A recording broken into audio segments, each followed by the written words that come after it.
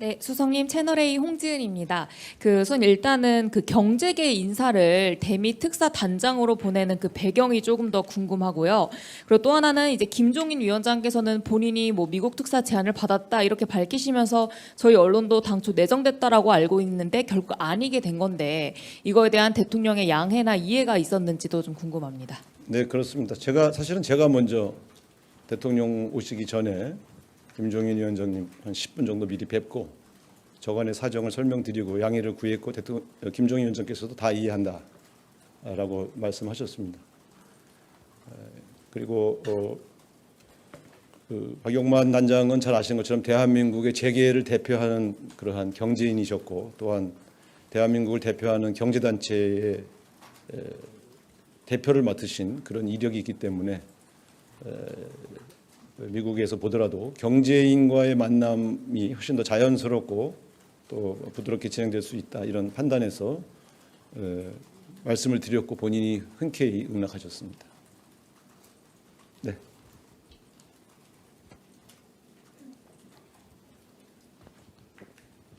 예, 안녕하세요. 매일경제의 송순입니다. 저도 좀 특사에 대해서 질문을 드리고 싶은데요. 저희가 이제 알고 있었던 것처럼 원래는 김종인 위원장님이 좀 가시는 걸로 돼 있었는데 그게 좀 이렇게 박용만 회장님으로 바뀌게 된 배경이나 재반 사정을 수석님께서 설명을 주셨다고 하셔서요. 좀 어떤 배경으로 그런 좀 교체라고 해야 될까 있었는지 말씀해 주시면 감사하겠습니다. 네, 여러분이 잘 알고 있는 그 사정 때문에 그렇게 됐습니다. 네.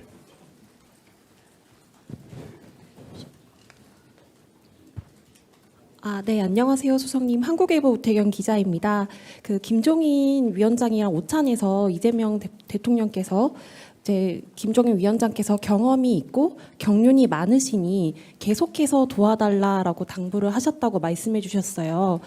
계속해서 도와주려면 정부에서 어떠한 역할 또 직책을 맡을 수도 있겠다라는 그런 뉘앙스로도 읽히는데 또 특정한 이런 직책이나 이런 것들에 대해서도 염두에 두신 발언으로 봐도 되는 건지 여쭤보겠습니다.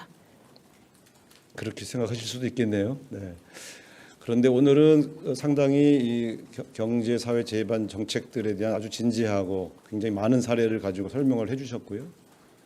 이재명 대통령이 지금 시기에 대한민국 전환기에 해야 할 역할이 굉장히 중요하다는 그러한 내용을 중심으로 진행되면서 대통령께서 상당히 집중해서 경청하셨습니다. 그래서 앞으로도 이런 조언이 좀 필요하다 이런 판단을 하셨기 때문에 부탁을 드린 것이고 또 김종인 위원장께서도 앞으로 본인이 그런 역할을 할 수 있다면 계속해서 조언하겠다고 했으니까요.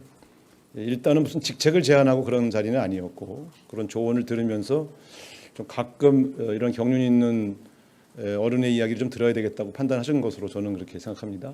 그래서 무슨 향후에 어떤 정기적으로 볼 수 있는 어떤 직책을 제안하실지는 제가 알 수 없습니다만 일단 두 분이 만남을 가끔 부정기적으로 진행하면서 필요할 때마다 조언을 들으실 것으로 그렇게 생각을 합니다. 네. 네, 안녕하세요. 아시아경제 송승섭 기자입니다.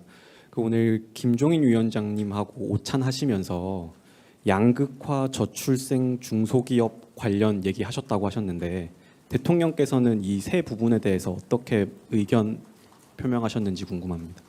계속 경청하시면서 그 조언을 구했고요. 또 김종인 위원장께서 지금은 이제 제가 단순하게 그 세 개의 영역을 말씀드렸지만 그 한 분야마다 그게 왜 대한민국의 현실이 좀 어떻고 그것 때문에 국민들이 어떻게 고통받는가를 외국의 여러 사례 또 그걸 극복한 나라들의 사례를 쭉 설명하셨기 때문에 여러 가지 굉장히 많은 대화가 왔기 때문에 여기서 다 설명드릴 수는 없고요. 대통령께서는 이제 이런 문제를 해결해야 되는 것이 이재명 정부의 과제라는 그런 반응을 보이셨습니다. 그래서 좀 구체적인 어떤 정책적 제안도 있으신가 물어봤고 그럴 때 구체적인 정책 제안보다는 외국의 이런 문제를 극복해왔던 사례들을 조금 설명하셨다 이렇게 말씀드리겠습니다. 네. 예, 머니투데이 이영광입니다. 수석님 항상 고생 많으시고요. 박용만 회장님 재계에서는 굉장히 호인으로 알려져 계신데 확인할 수 없지만 내각에 포함됐다 하마평도 있고 했었는데 하여튼 이번 특사 제안에 흔쾌히 반응하셨는지 어떤 설득 과정이 있으셨는지 그 과정에 대해서 좀 여쭤볼 수 있을까요?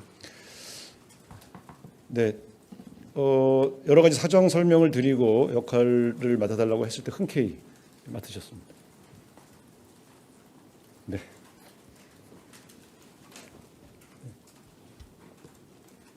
네, 저 TV조선 최민식입니다. 오늘 대통령께서 그 제헌절 맞아서 개헌 의지를 말씀해 주셨는데 사실 오늘 국회에서 제헌절 행사가 열렸는데 산부 요인이신 대통령께서 참석을 안 하신 이유가 좀 따로 있는지 궁금하고요. 그래서 행사에서 직접 육성으로 말씀을 안 해주셔서 이 개헌에 대한 의지가 그렇게 크진 않는 것 아니냐라는 해석도 있는데 대통령의 개헌 의지는 얼만큼 큰지 좀 궁금합니다.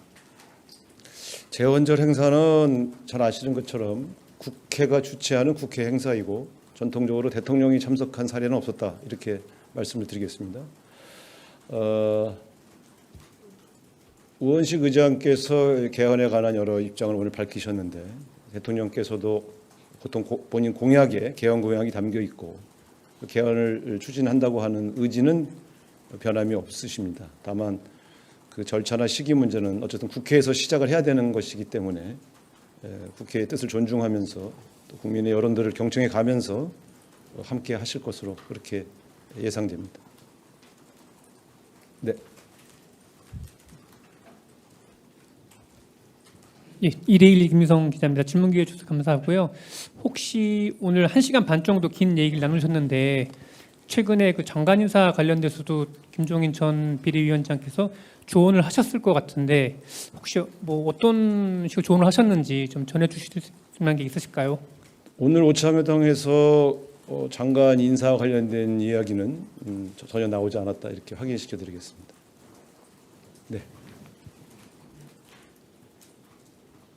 네, 안녕하세요. YTN 홍민기입니다. 일부 언론에서는 오늘 아침에 대통령실 관계자 발언을 인용해서 스스로 장관 후보자들이 거취를 선택해야 본다는 이런 워딩까지 나왔는데 정무수석께서는 또 어떻게 보시는지, 또 청문회가 일단 끝나봐야 판단한다고 말씀하신 걸로 아는데 그럼 이번 주말에라도 어떤 판단이 내려질 수 있는지 여쭙습니다. 어떤 관계자가 어떤 발언을 했든 현재 상태에서는 개인 의견으로 저는 그렇게 판단을 하고 있습니다. 지금 현재 대통령실은 아직 다른 장관 후보자의 청문회가 진행되고 있는 점 등을 고려해서 청문회가 다 마무리되는 금요일 이후에 대통령께 전체적인 상황을 종합 보고할 계획이고요. 그 종합 보고할 때 대통령께서 어떤 지침을 주실지는 지금 예측하기 어렵습니다. 따라서 대통령실의 기류가 바뀌었다든가 대통령 기류가 여전하다든가 하는 그 기류에 관한 얘기는 제가 볼 때는 아직까지는 조금 정확한 접근은 아니다. 이렇게 말씀드릴 수 있겠습니까? 말하자면 어떤 판단에 대한 기류가 현재 있는 것은 아니다. 아직 종합보고하지 않았고 종합보고한 이후에 대통령님께서 일정한 인사권자로서의 판단을 하실 것으로 예상합니다. 아직은 어떤 방향으로 갈지 예측하기 어렵습니다. 그러나 어쨌든 다양한 통로를 통해서 여론을 청취하고 계시고 또 실제로 여러 가지 청문회 과정에서 나왔던 여러 쟁점들에 대해서도 일일 보고를 통해서 상황은 잘 파악하고 계시다. 이렇게 말씀드리겠습니다. 네. 여기까지만 듣고 옮겨서 대화를 하는 게 더 편하시겠죠? 네. 네, 수석님 MBN 표선우입니다. 미국 특사가 확정이 돼서요. 혹시 출국하는 날짜나 뭐 정확히 일정이 나왔는지 좀 궁금합니다. 7월 말 정도로 생각해도 될까요? 사실은 제가 계속해서 발표를 해드리지 않은 이유는 당사국 간의 면담 일정이나 또 그런 것들이 확정되지 않아서 그냥 명단만 발표하는 것이 큰 의미가 없어서 계속 명단 발표를 하지 않았던 것입니다. 마치 아직 발표하지 않은 다른 나라들도 마찬가지입니다. 그래서 일정이 확정되는 나라 순으로 먼저 발표를 해드릴 예정인데 주미 특사단의 경우에는 미국 특사단의 경우는 아직 면담 대상자와 면담 일정이 확정되지 않았다. 이렇게 그래서 아직 특별히 그 문제에 대해 답변 드릴 수 있는 내용이 없다. 이렇게 말씀드리겠습니다. 네, 또 다른 얘기는 이제 좀 옮겨서 편한 관계로 말씀을 드리겠다고 하겠습니다. 자, 고맙습니다.